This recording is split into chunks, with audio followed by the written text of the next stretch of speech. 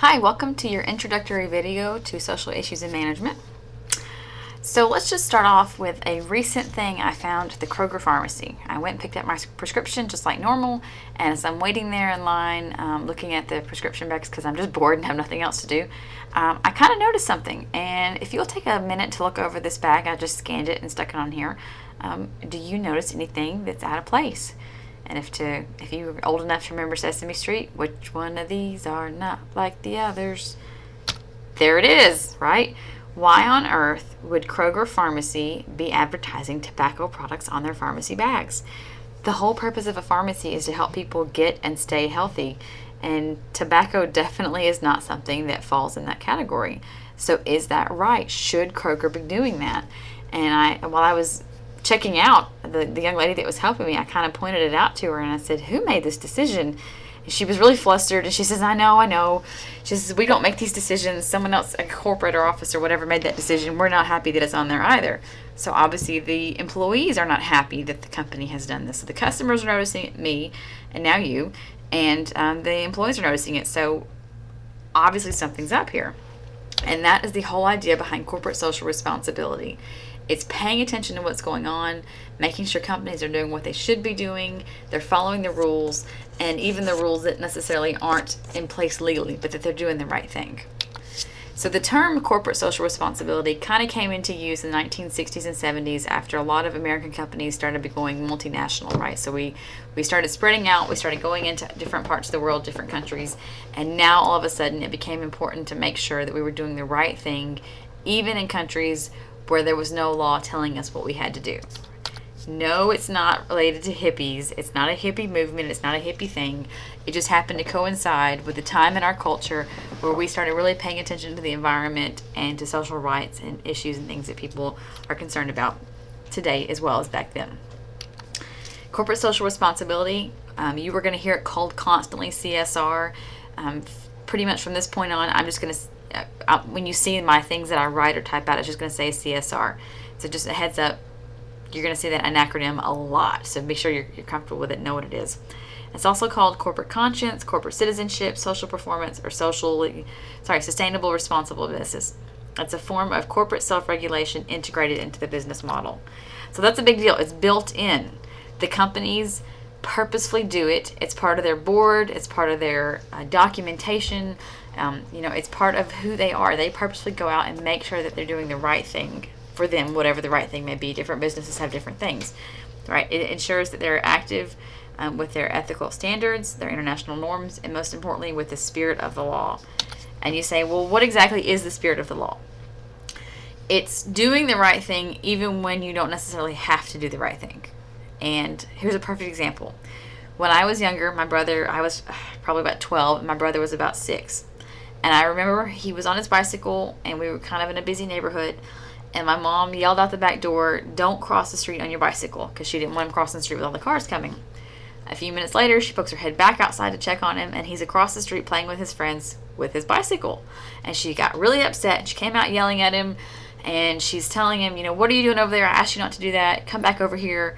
And he got really upset, and he said, "But I did exactly what you told me to do. I didn't cross the street on my bike." He had gotten off his bike, walked his bike across the street, and then got back on it to play with his friends over there, right? So she kind of laughed at the time and kind of blew it off and thought, well, what a little stickler. He followed the rules, but the spirit of the rule was don't cross the street, right? So companies out there, they find loopholes. Now, a 6-year-old, I hope he wasn't looking for a loophole. I think he was just thinking, I want to cross the street. She told me not to cross the street on my bike, so I'll cross the street by walking it across. But companies all the time look for loopholes. Maybe it's a new technological advancement, and so there's not laws out there to protect people yet. Maybe it is they have found an accounting loophole, and they can send their money through Ireland rather than pay taxes in America. Or if a cruise ship sets up their company to be based out of the Bahamas, they don't have to pay American taxes, right? So there's lots of things that companies can do to avoid responsibility or avoid paying taxes or avoid legal obligations, right? Even though the spirit of the law is that they do the right thing. Where should companies be spending their corporate social responsibility resources? Basically their time and their money, right? And we're going to talk about each one of these. The easiest thing to do is just to give to charities, to give to philanthropies. And then they have to be concerned about risk management. And at the very top, we have creating things. So we're going to start at the top. Profit is a really important part of business, obviously, because if you don't make money, you can't stay in business. Well, what exactly does that have to do with corporate social responsibility? Because that can create value. I don't know how many of you actually seek out certain businesses because they are corporately responsible. I purposefully seek out Chick-fil-A because they provide relatively healthy food, right? And I agree with with the values they uphold. I purposefully seek out Panera because their chicken is antibiotic free and they focus on healthy foods, right? There's a lot of things, a lot of companies out there that you go to maybe because you agree with what they value. It can promote competitiveness and innovation, right? By being socially aware of certain things, companies can create a competitive advantage. Why is sustainable growth important, and how is that related to corporate social responsibility? Well, because if you are creating a product or a service that just eats up the resources, that's not sustainable. That's not very good for the environment that you're in or the community that you're in. Is it fair that your organization goes in and is just eating up a certain resource? It's not fair to the community that it's in. It's not fair to the people that you are part of. So what does that mean kind of for you? You don't want to overuse your resources. Well, that's easy enough to say, but think about it at a very personal level, at a simple micro level. You don't want to have more kids than you can afford.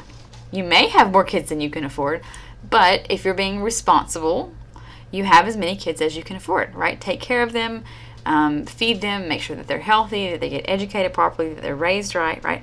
That is part of living in a community, taking care of your kids.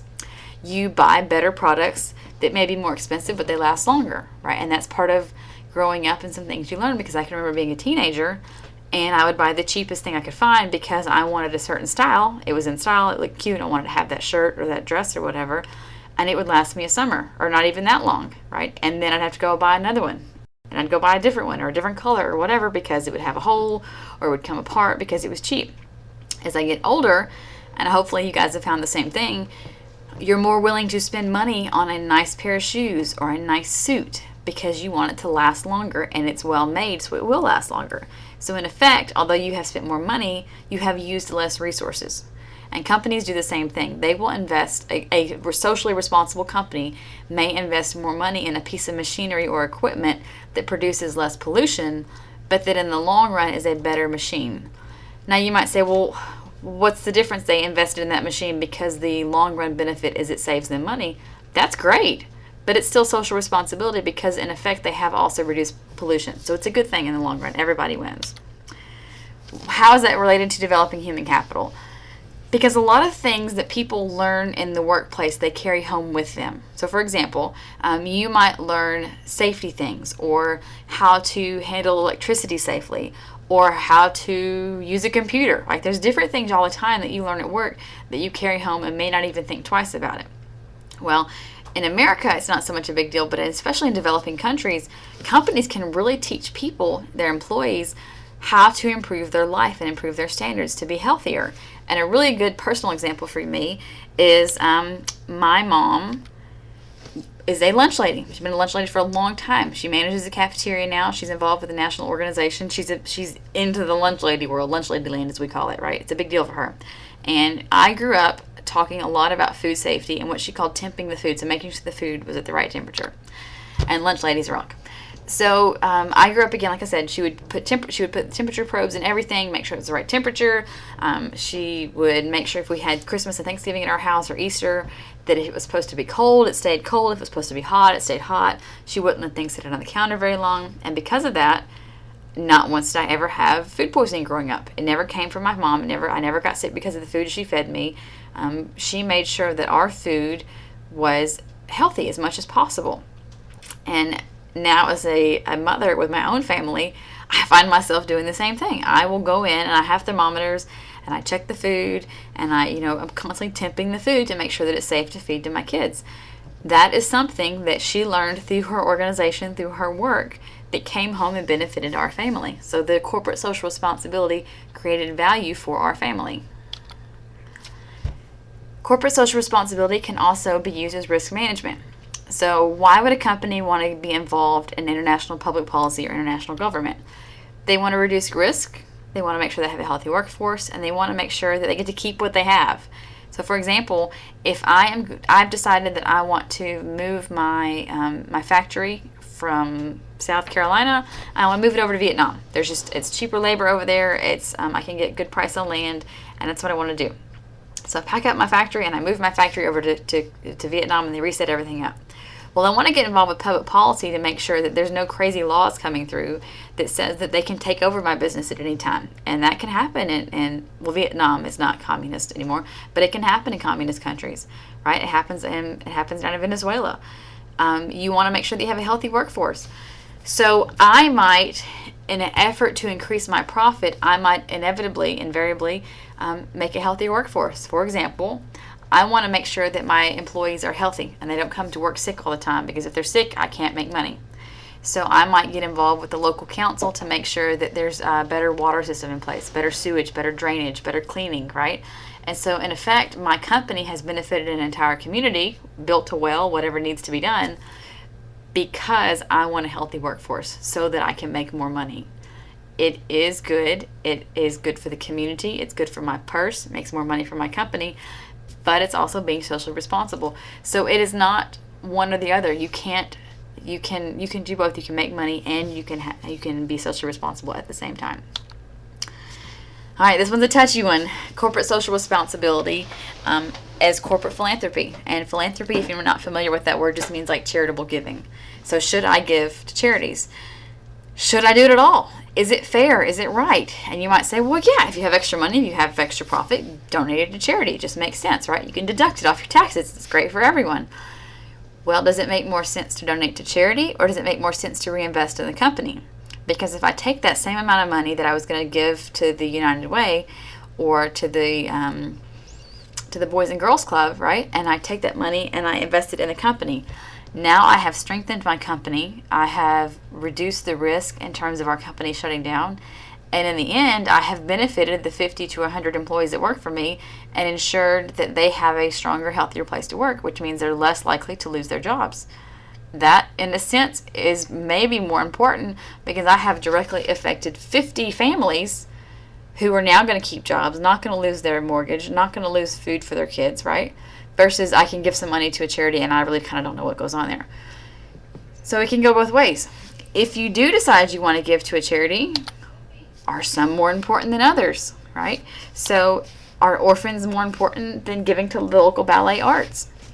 If I have $1 million, that could do a lot for some orphans, versus I could donate it to the local performing arts.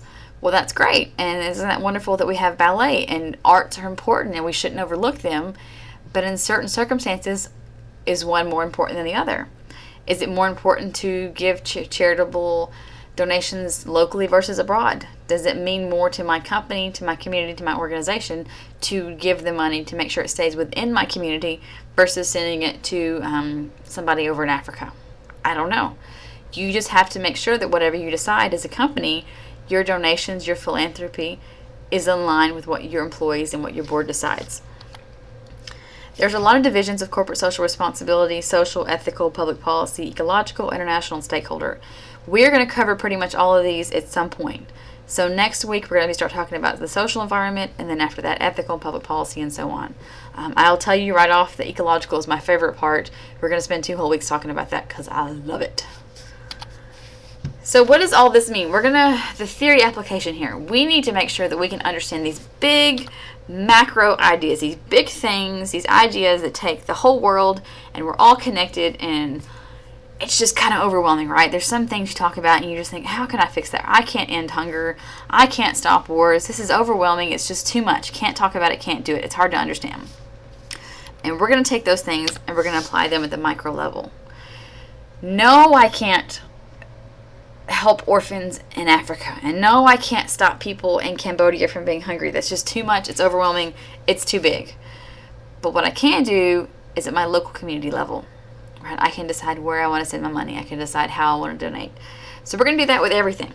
I try to make sure throughout the whole class that we talk about this, and we're going to discuss big, heavy macro ideas, And I try to pare it down to the small micro level, at just your everyday level, your friends talking to your, one-on-one, that you can understand.